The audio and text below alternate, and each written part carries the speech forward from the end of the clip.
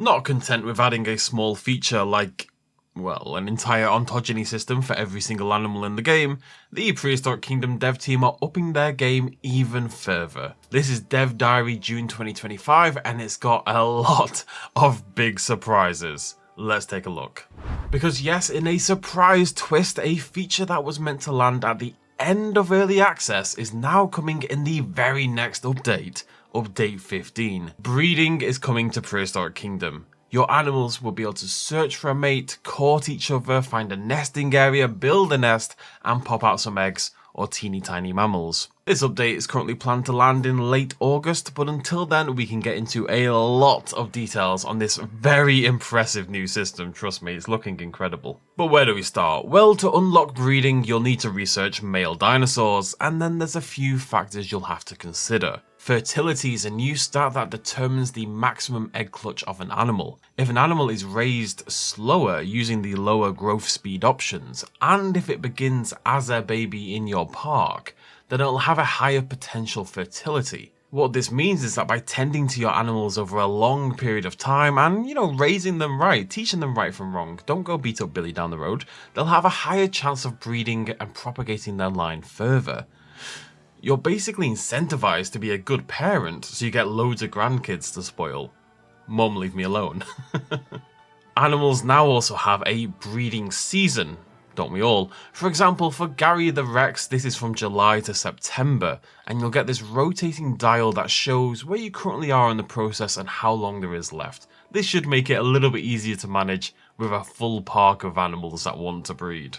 If they are in breeding season, the name of my first film, and there's a suitable mate, it's time to dance, baby. Male animals will attempt to court females, sometimes rather simply. I can't imagine the sauropods will be conducting an elaborate dance number. The Leilanasaura, for example, will have an elaborate whooshy, extant bird-inspired courtship ritual. And one day, if Carnotaurus is added, well, I think we all know what we want to see there.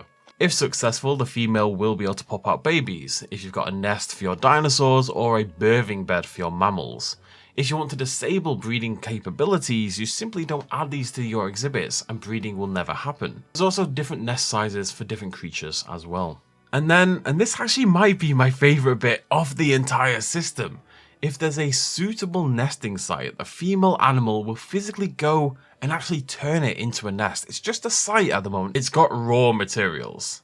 It isn't a nest. It's not a pre-built item.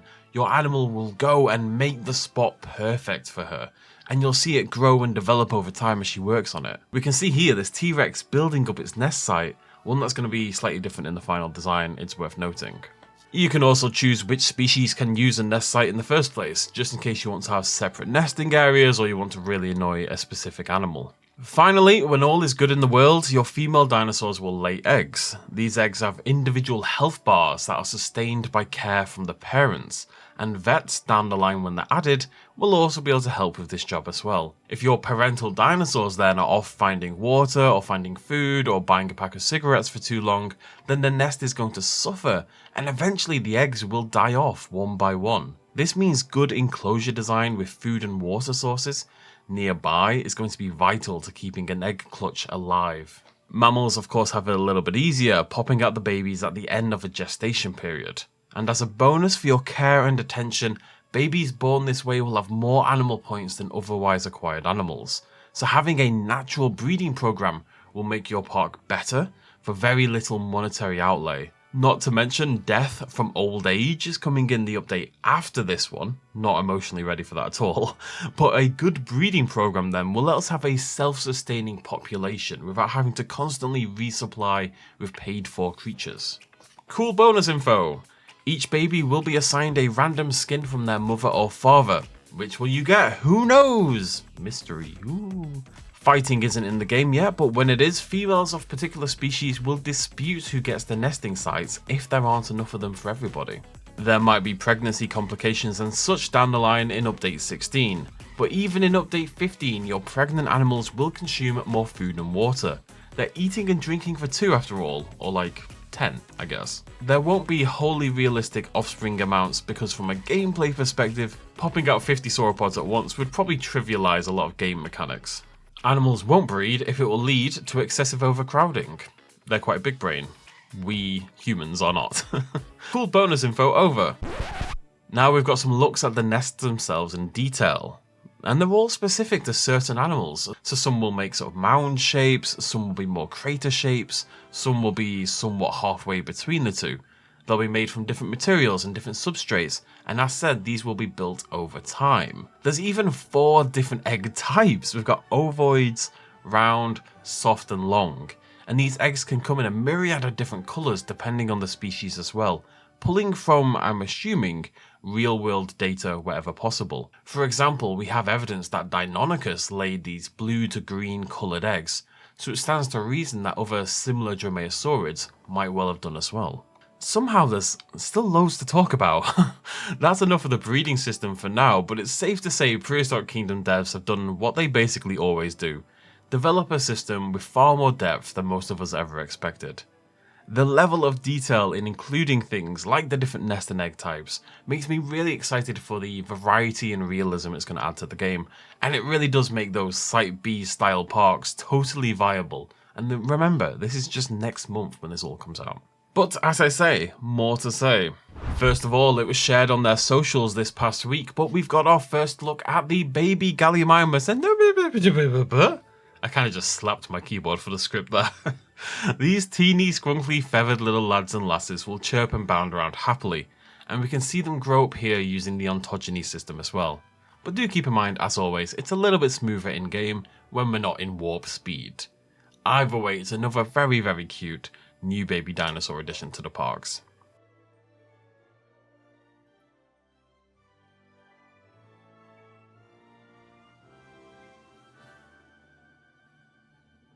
We're also getting some new grass textures in Update 15. On this image that you're looking at here, the desert, grassland, scrubland, temperate and tropical grasses have all updated to be more biome appropriate. Some of the ones that were there previously have been shifted into other biomes. And speaking of biomes, we've got a huge number of new screenshots on the new Mesozoic environments, and particularly, of course, paleobotany.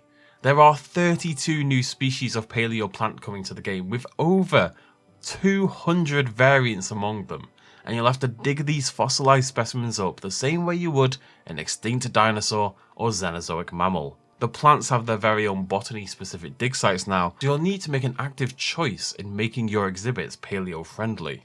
Let's see some of these new exhibits. The boreal forest comes with Aculea, the low-lying ferns we can see, and Athrotaxites, these coniferous trees we can see. Excitingly, the trees also come in a dead variant, so you can make these arid, dead, slightly oppressive-looking environments if you so choose, and I do so choose. The desert also has 2 species. We've got Ephedra, which has been around and is still around for hundreds of millions of years, is still used today, fun fact, to make decongestants and, for a time, for herbal ecstasy. It got banned in a lot of places because of this. Fun facts anyway. We've also got Velvet, I'm assuming it's German, Velvet Sciophyllum, maybe. This thing with the big leaves and the cones in the middle. Shifting to the grassland, well, grasses didn't really exist until the late Cretaceous, but the grassland focuses on low-lying cycads, ferns and grass-like plants instead. They were developing at this point. The wetlands have 8 different paleobotany options, much more diversity than the ones we've seen so far, so you can make these beautiful grand forests, and the lighting in this game is incredible. Or of course you can make these marsh-like environments with horsetails and hydrophytes, and of course you can also make these deeper water environments, these deep swamps, perfect for your Deinonychus and such. Now this is a good time to mention another new feature coming in Update 15, because of course there bloody is. Painting water plants now automatically over the water without even having to change what brush you're using. If your biome brush includes water plants, it'll just paint them over. There's also a new water mask toggle option which will make it so only aquatic plant life is planted into your water, and your, let's call them amphibious plants, your mangrove trees and such, things that like a little bit of water but maybe not when it's super deep, they will now spawn in water, but only up to certain depths if you've got this filter turned on. So it should make it really easy to include nice detailed wetland environments into your wider biomes. Yet more evidence.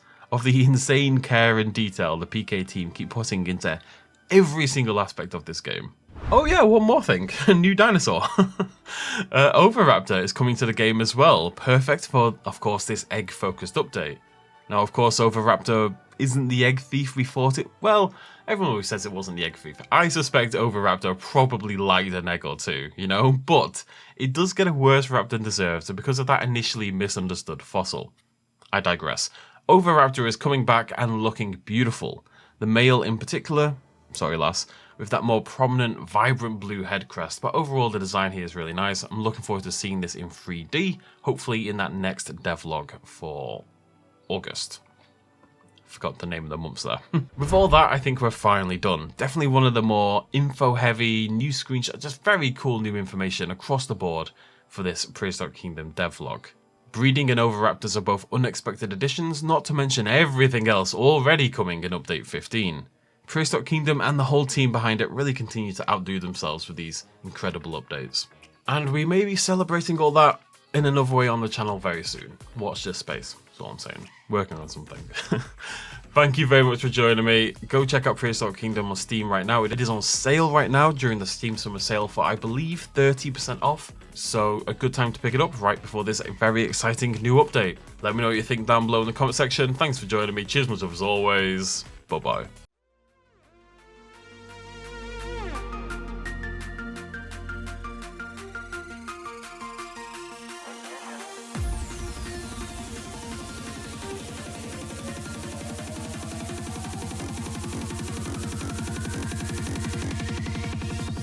Road.